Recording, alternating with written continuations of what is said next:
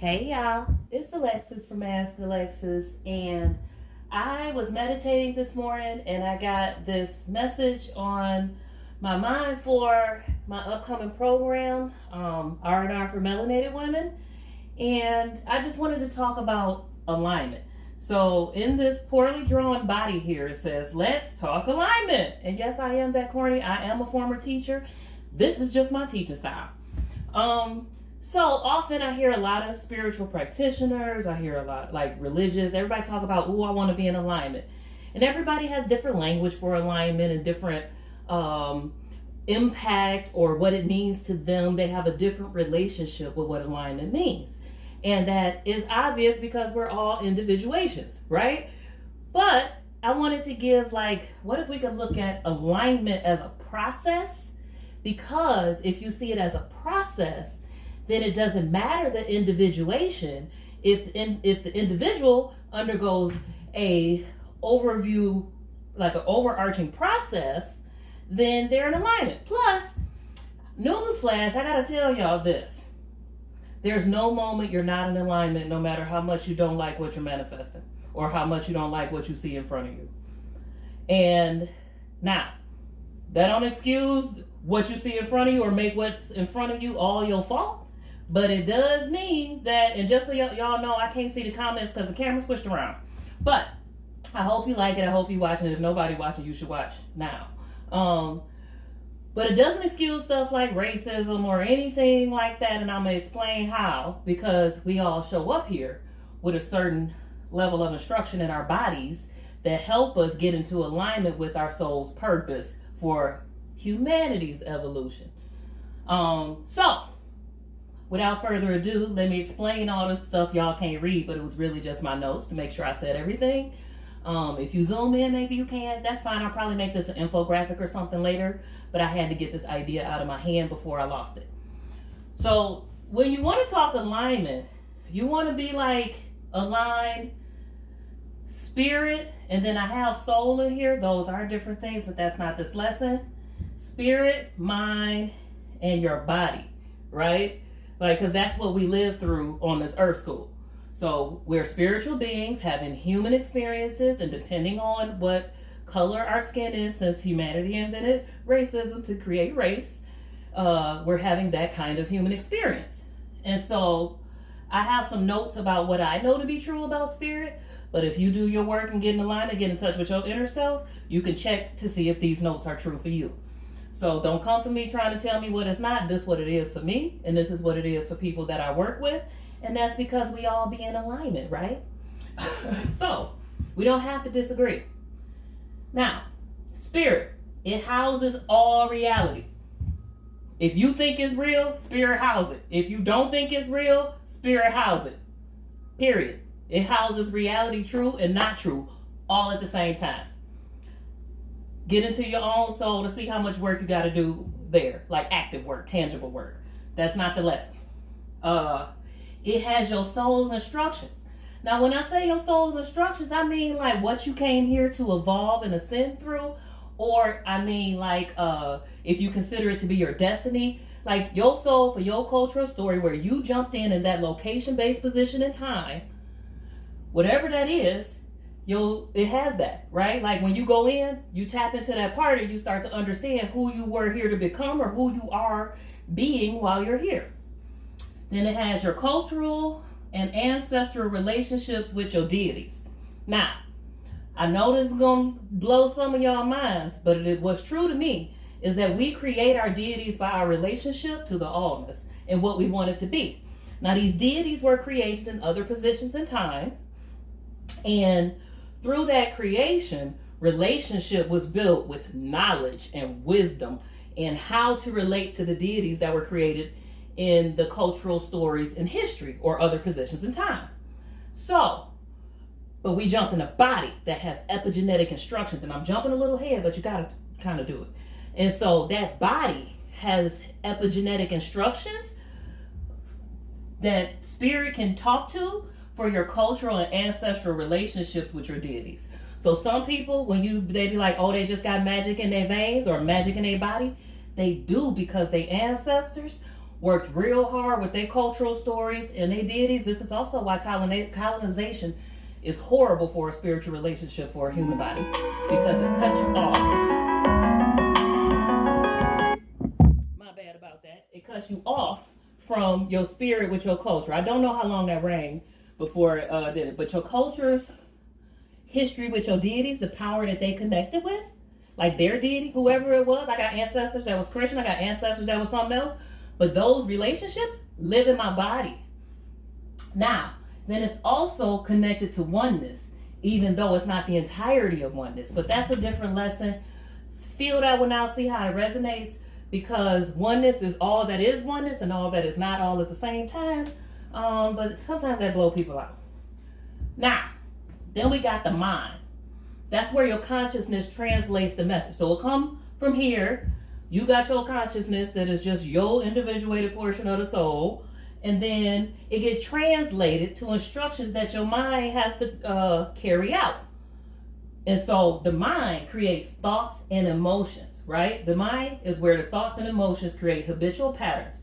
These can be positive or negative or anything in between, because the brain creates efficiencies.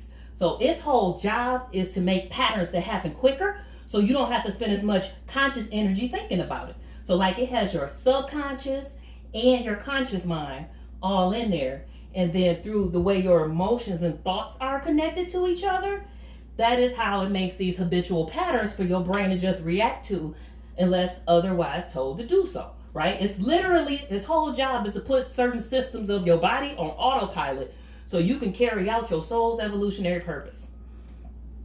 Now, then you had a body.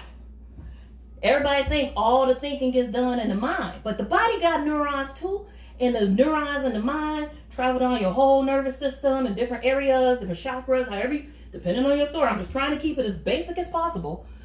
That happens, and all of that fires up, and then it tells, like sometimes different sensations tell my body to feel this emotion, and then that emotion make my brain wonder why I'm feeling that, and then my mind start to label all these thoughts and be like, oh, maybe it's this, maybe it's this, maybe it's this, until one of them be like, ding, that's it.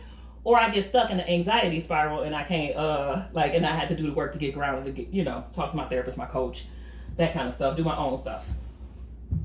But the body, with those neurons, it also carries your epigenetic instructions, and it has your lived experience reaction stored in it, and then your ancestral epigenetic instructions stored in it. So that means that your soul chose this body with these instructions programmed in it to jump into to carry out your soul's purpose. Okay? But that means this body carries ancestral stuff, which is why we have to atone for racism and heal the bodies who have been oppressed by, which by the way is all bodies, not just melanated ones, non-melanated bodies too. And then here's the thing I want you to know about the body. It can be healed through co-creation, mutual intention setting, ritual from your cultural practices, or working with someone who does that and having them guide you through a process of getting all of these things aligned.